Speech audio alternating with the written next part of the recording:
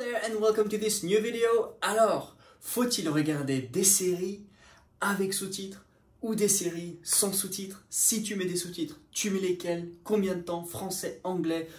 T'es peut-être un peu perdu là-dessus, tu veux savoir quelle est la bonne méthode? Et bah reste bien parce que je vais te donner la solution éprouvée, approuvée, testée par beaucoup de personnes. Mais avant, si tu veux me soutenir dans ce que je fais, à titre gracieux pour toi de faire des vidéos chaque semaine sur la langue anglaise, tu peux t'abonner à cette chaîne YouTube. Ça va apparaître sur ma tête, comme ça tu ne peux pas le louper. Tu peux mettre la cloche aussi et tu vas pouvoir mettre un petit pouce bleu. Ça va nous permettre ensemble de pouvoir faire grandir cette communauté un maximum de francophones qui veulent apprendre la langue anglaise comme c'est ton cas. And I am Derek, donc je m'appelle Derek, and I'm your online English teacher, ton professeur d'anglais en ligne. Who is Scottish, qui est écossais. Alors, oui, les séries, comment faut-il les regarder? Est-ce qu'il faut les regarder avec sous-titres, sans sous-titres? Tu es peut-être un peu perdu. La première chose que j'aimerais te dire, c'est qu'il faut au maximum, si c'est possible, avoir ta série en version originale, en VO. C'est-à-dire que l'audio, ce que tu écoutes, doit être en anglais. C'est le premier pas à être dans cette immersion en anglais. C'est ce premier pas pour justement regarder une série avec les vraies voix, avec les vraies expressions et pas le doublage. Donc, si c'est possible, je te conseille de mettre ta série en VO. Ça, c'est une certitude. C'est-à-dire que j'ai envie de te dire, tu n'as pas trop le choix si tu veux progresser en anglais.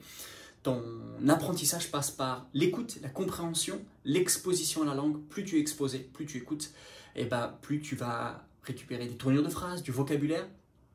Et je parle bien de plusieurs semaines, plusieurs mois. Hein. Ça ne sert à rien de te dire « Oh, j'ai essayé 3 jours, ça n'a pas marché. » Bah non, personne, ça marche pour personne en 2 ou 3 jours. Donc, première chose, mets ta série en version originale. Maintenant, voilà la manière dont je procède pour justement aider un maximum de francophones à débloquer cette compréhension. J'appelle cela les sous-titres évolutifs. Les sous-titres évolutif. Comme tu l'as compris, il faut des sous-titres, mais il faut que ça évolue. Pourquoi est-ce qu'il faut que ça évolue? Premièrement, parce qu'il n'y a pas d'apprentissage si tu restes dans ta zone de confort. Il n'y a pas d'apprentissage si tu restes dans ta zone de confort, your comfort zone. Et l'idée des sous-titres évolutifs, c'est de manière régulière te faire sortir de cette zone de confort pour que tu sois dans cette situation un peu de gêne, de déstabilisation, pour justement apprendre. Donc les sous-titres évolutifs, tu vas le voir bientôt, ça va te mettre hors de ta zone de confort. Pourquoi? Pour apprendre.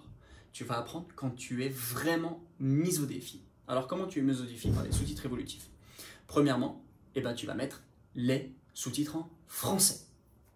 Okay? Donc, tu vas commencer avec la VO, l'écoute, la compréhension orale en anglais. Donc tu mets ta série en VO, mais les sous-titres en français. Alors, est-ce que c'est bon pour tout le monde qui m'écoute là maintenant? Non. Pourquoi? Parce que peut-être que tu m'écoutes et tu te dis, moi les sous-titres en français, je régresse là. Tu me dis de faire les sous-titres en français. Non, dans ce cas-là, tu vas passer à la deuxième étape. Mais la première étape, si tu ne l'as jamais fait, mets tes sous-titres en français. Est-ce que c'est idéal? Non. Est-ce que l'objectif est de rester dans les sous-titres français? Non. C'est pas idéal parce que tu vas lire. C'est pas idéal parce que tu vas traduire. C'est pas idéal parce que souvent l'écriture ne va pas matcher exactement l'oral. Donc, c'est pas idéal. Mais, tu es exposé à la langue anglaise? Tu comprends? Et c'est plutôt fluide. Donc c'est la première chose. Au bout de quelques semaines, quelques mois, quelques jours, ça dépend de ton niveau, tu vas passer à la deuxième étape. Tu vas passer cette fois-ci à des sous-titres en anglais. Les sous-titres en anglais, ça va arriver donc en deuxième étape. Est-ce que c'est encore une fois l'idéal? Pas tout à fait, mais tu es toujours confronté à la VO, version originale. Tu es cette fois-ci plus dans l'anglais, donc tu baignes dans la langue anglaise, écoute ou écrit, mais encore une fois, tu as encore une bonne béquille. On va dire que les sous-titres en français, c'est 2 béquilles. Les sous-titres en anglais, c'est 1 béquille. Et au fur et à mesure, là, il va falloir que tu essayes de moins en moins lire. Okay? De moins en moins lire. Parce que ça peut être réellement une béquille qui peut rester à vie. Donc, au bout de quelques jours, quelques semaines, tu passes de l'étape 1, sous-titres français, à l'étape 2, sous-titres anglais. Tu restes là-dedans, tu baignes là-dedans, tu t'entraînes quelques semaines, quelques mois, quelques années, je ne sais pas. Mais au fur et à mesure, essaye de moins en moins lire ce qu'il y a d'écrit. Okay? Alors, je te conseille peut-être de mettre une étiquette sur ton écran en bas pour que tu aies peut-être le début des phrases, mais pas la fin. Je te conseille peut-être de juste mettre opaque le bas de ton écran. Je sais pas, tu as plusieurs options, mais il faut que tu t'habitues à écouter et à regarder plutôt qu'à lire et traduire. Troisième étape dans cette série de sous-titres évolutifs, eh ben tu as compris, tu ne mets pas de sous-titres. Tu ne mets pas de sous-titres. Et là, je te vois venir, tu me dis, mais au secours, moi, je suis déjà perdu là. Non, tu mets pas de sous-titres. Et ça, c'est ton objectif, peut-être à vie. Donc, prends à 5, 10 ans, ou 2, 3 ans, ou 2, 3 mois, je ne sais pas où est-ce que tu en es dans ton apprentissage, mais il faut que tu arrives à un moment à enlever tes sous-titres pour écouter. Pourquoi? Bah, tout simplement parce que dans une conversation, en réel, tu n'as pas de sous-titres. Deuxièmement, si tu écoutes la radio, tu n'as ni visuel ni sous-titres. Je te rappelle que quand tu regardes une série, tu as le non-verbal. Peut-être tu as des émotions, le ton de la voix, tu as peut-être des gestes qui vont te guider sur le sens. La radio, tu ne l'as pas.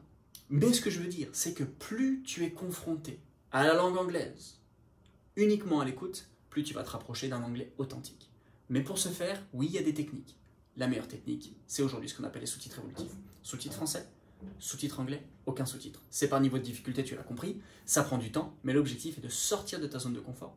L'objectif, il est tout simplement de mettre au défi. L'objectif, il est d'être constamment en train d'apprendre.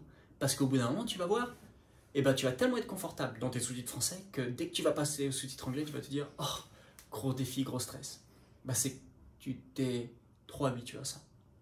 Voilà. Dis-moi, toi, dans les commentaires, tu es dans quelle période? Est-ce que tu es dans le sous-titre français, anglais, aucun sous-titre? Français, anglais, aucun sous-titre. Ou est-ce que tu es toujours dans des séries en version française, sous-titrée? Et ça, c'est peut-être un réel problème aussi. Et si tu veux aller encore plus loin dans ton apprentissage, maîtriser la langue anglaise sous 3 mois, te débarrasser de ton handicap, inscris-toi à ma masterclass qui est gratuite, qui te montre comment faire, comment on fait aujourd'hui pour prendre une personne comme toi dans sa situation, la faire passer par notre système d'apprentissage et la faire ressortir avec un anglais totalement débloqué jusqu'à parler anglais couramment.